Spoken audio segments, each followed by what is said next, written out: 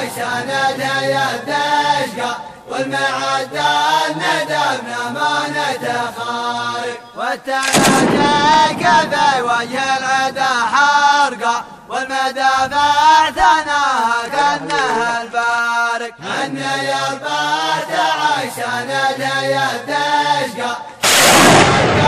ندمنا ما نتخارق ما تطفي اللواهب في الحشا الوقت لا اشتغلنا وشفنا دمهم زافق عني البرد عشان الهيئة تشقى والمعدة ندمنا ما نتخارق ما لنا منهم فرض اليمن فرقة لنا يخضع عمل الفرس والفاق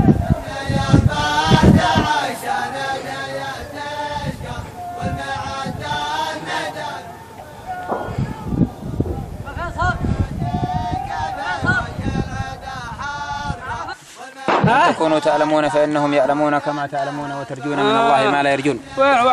هذه الحثالة التي يسيرها أبناء الرئيس صالح وهي حثالة مخترقة من أول يوم بدأت فيها الحرب، وأكبر دليل على ذلك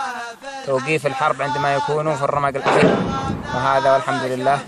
ما لم يعد خافي على أحد.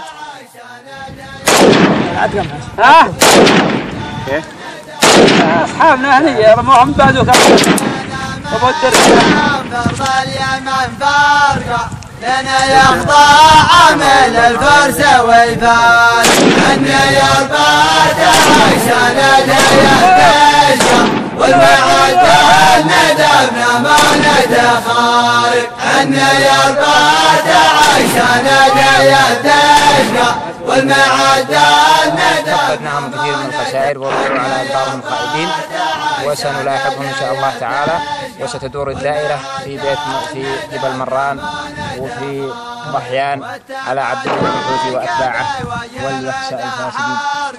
والمدافع ثناها كأنها البارق عني البرد عشان الهيئة تشقى والمعدة ندمنا ما نتخارق ما تطفي اللواهب في الحشا الوقت لا اشتغلنا وشفنا دمهم زافق عني البرد عشان الهيئة تشقى والمعدة ندمنا ما نتخارق ما لنا منها فرض اليمن فرقة لنا يخضع عمل الفرس والفارق.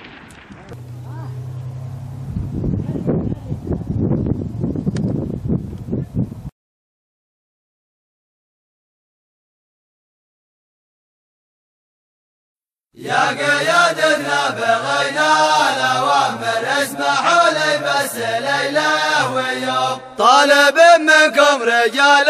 كوادر يبردون الكبد عند الهجوم يا قيادتنا بغينا الأوامر اسمحوا لي بس ليلة ويوم بتقع ليله لها فعل جاير تشبع جعر خلاف الهيوم يا قيادتنا بغينا الأوامر اسمحوا لي بس ليلة ويوم بتريح قلب من كان ثاير يندم منها جميع الخصوم يا قيادتنا بغينا الأوامر اسمحوا لي بس ليلة ويوم ريت وإننا نشتبك بالخناجر يا شوي قال الطعن يا القروم يا قيادتنا بغينا الأوامر اسمحوا لي بس ليلة ويوم يا قيادتنا بغينا الأوامر اسمحوا لي بس ليلة ويوم يا قيادتنا بغينا